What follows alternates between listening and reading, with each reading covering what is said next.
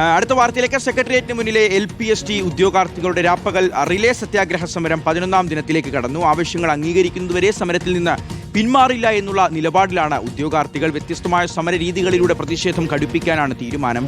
Rank list പുറത്തിറങ്ങി 15 മാസമായിട്ടും 11,000 പേർ ഉൾപ്പെട്ട പട്ടികയിൽ നിന്ന് 100 പേർക്ക് മാത്രമാണ് നിയമനം ലഭിച്ചിട്ടുള്ളത്. ഈ വാർത്തയുടെ വിവരങ്ങൾ ഗോപാൽ ശിലാസനൽ നൽകും. ഗോപാൽ, 5 ജില്ലകളിൽ 1ാം റാങ്കുകാർക്ക് പോലും ജോലി ലഭിച്ചിട്ടില്ല. സർക്കാരിൽ പ്രതീക്ഷ വയ്ക്കുന്നുണ്ട്, മന്ത്രിമാരിൽ പ്രതീക്ഷ വയ്ക്കുന്നുണ്ട്, ചർച്ചകൾ നടക്കുന്നുണ്ട്. പക്ഷേ വാഗ്ദാനങ്ങൾക്കും അപ്പുറം ഒന്നും നടക്കുന്നില്ല എന്നുള്ളതാണ്. മണ്ണ് വാരി തിന്നേണ്ട ഗതികേടിലാണ് ഇവർ. ഇനിയും സമരം കടുപ്പിക്കാൻ തന്നെയാണ് തീരുമാനം, അല്ലേ ഗോപാൽ? അതെ ശിവ, തീർച്ചയായിട്ടും ആ മണ്ണുവാരിത്തിന്നും ആ മുട്ടിലിഴഞ്ഞും നിരാഹാരം കിടന്നും ഇപ്പോഴും പ്രതിഷേധിക്കുകയാണ് സെക്രട്ടേറിയറ്റിന് മുൻപിൽ ഈ ഉദ്യോഗാർത്ഥികൾ. 11,000-ത്തോളം വരുന്ന ഉദ്യോഗാർത്ഥികൾ ഉൾപ്പെട്ട ഒരു റാങ്ക് ലിസ്റ്റ്. ആ റാങ്ക് ലിസ്റ്റിൽ ഇതുവരെ 100-ലധികം പേർക്ക്, ഏതാണ്ട് 108 പേർക്ക് മാത്രമാണ് സംസ്ഥാനത്തുടനീളമായി ജോലി കിട്ടിയിട്ടുള്ളത്. അതിലും 5 ജില്ലകളിൽ 1ാം റാങ്കുകാർക്ക് പോലും നിയമനം കിട്ടാത്തൊരു സ്ഥിതിയുണ്ട്. ആ ഘട്ടത്തിലാണ് അവർ പ്രതിഷേധം കടുപ്പിക്കാനുള്ള തീരുമാനത്തിലേക്ക് വന്നിരിക്കുന്നത്. ഇന്ന് അവരുടെ രാപ്പകൽ റിലേ സത്യാഗ്രഹം 11ാം ദിവസത്തിലേക്ക് കടന്നിരിക്കുകയാണ്. വരും ദിവസങ്ങളിലും സമാനമായ രീതിയിൽ തന്നെ തങ്ങളുടെ ആവശ്യങ്ങൾ അംഗീകരിക്കുന്നത് വരെ ഇത്തരത്തിൽ തന്നെ സമരം ശക്തമായി മുന്നോട്ട് കൊണ്ടുപോകാനാണ് അവർ തീരുമാനിച്ചിട്ടുള്ളത്. പല ഘട്ടങ്ങളിൽ പല തരങ്ങളിലായി ഇപ്പോൾ ചർച്ചകൾ പുരോഗമിക്കുന്നുണ്ട്. ഇന്നലെ ഏറ്റവും അവസാനമായി ഉദ്യോഗാർത്ഥികളുടെ പ്രതിനിധികൾ വിദ്യാഭ്യാസ മന്ത്രിയുമായി ഒരിക്കൽ കൂടി നേരിൽ കണ്ട് ചർച്ച നടത്തിയിരുന്നു.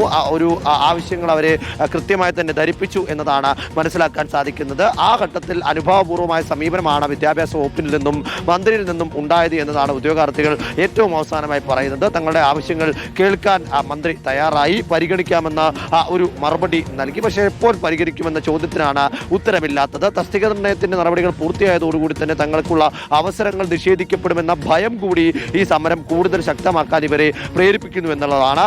ഉദ്യോഗാർത്ഥി അല്ലെങ്കിൽ അധ്യാപക വിദ്യാർത്ഥി അനുപാതം 1:25 ആക്കി കുറയ്ക്കുക. അതിനോടൊപ്പം തന്നെ പല ജില്ലകളിലും ഈ എയ്ഡഡ് അധ്യാപകരുടെ തസ്തിക നഷ്ടമാകുമ്പോൾ സർക്കാർ സ്കൂളുകളിലേക്ക് പുനഃക്രമീകരിച്ചുകൊണ്ട് പുനർവിന്യസിച്ചുകൊണ്ട് അവർക്ക് സംരക്ഷണം ഒരുക്കുന്ന ഒരു സ്ഥിതിയുണ്ട്. അതൊഴിവാക്കി ഇത്തരത്തിൽ റാങ്ക് ലിസ്റ്റുകളിൽ ഉൾപ്പെട്ടവരെ നിയമിക്കുന്ന സ്ഥിതിയിലേക്ക് കാര്യങ്ങൾ കൊണ്ടുവരിക, സ്ഥലം മാറ്റം, സ്ഥാനക്കയറ്റം തുടങ്ങിയ പ്രധാനപ്പെട്ട നിർണായക നടപടികൾ വേഗത്തിലാക്കുക തുടങ്ങി 10ഓളം വരുന്ന ആവശ്യങ്ങളാണ് ഈ ഘട്ടത്തിൽ അവർ മുന്നോട്ട് വെക്കുന്നത്. അത് ഒരു പരിധിവരെ നീതീകരിക്കപ്പെടേണ്ട ആവശ്യങ്ങളുമാണ്. ആ ആവശ്യങ്ങൾ എന്തുകൊണ്ട് പരിഗണിക്കുന്നില്ല എന്ന ചോദ്യമാണ് അവർ ഉന്നയിക്കുന്നത്. ഒരു തവണ മുഖ്യമന്ത്രിയെ കണ്ടു. മുഖ്യമന്ത്രി വിവിധ കാര്യങ്ങളിൽ അന്ന് ഉറപ്പ് നൽകിയതാണ്. അപ്പോഴും ഏത് സമയപരിധിക്കുള്ളിൽ ഇത് നടപ്പിലാക്കപ്പെടുമെന്ന ചോദ്യത്തിന് മറുപടി ഇല്ലാതായതോടുകൂടിയാണ് അന്നും അവർ സമരം വീണ്ടും മുന്നോട്ട് കൊണ്ടുപോകുന്നത്. ഇപ്പോഴും അവർ അതേ നയം തന്നെയാണ് പിന്തുടരുന്നത്. ആദ്യം നേരത്തെ സൂചിപ്പിച്ചതുപോലെ തന്നെ മുട്ടിലഴിഞ്ഞു, അതുപോലെ തന്നെ മണ്ണുവാരി തിന്നു. ഇന്നലെ വീണ്ടും മുട്ടിലഴിഞ്ഞുള്ള പ്രതിഷേധം കൂടുതൽ സംസ്ഥാനത്തിന്റെ വിവിധ ഭാഗങ്ങളിൽ നിന്നായി കൂടുതൽ ഉദ്യോഗാർത്ഥികളെ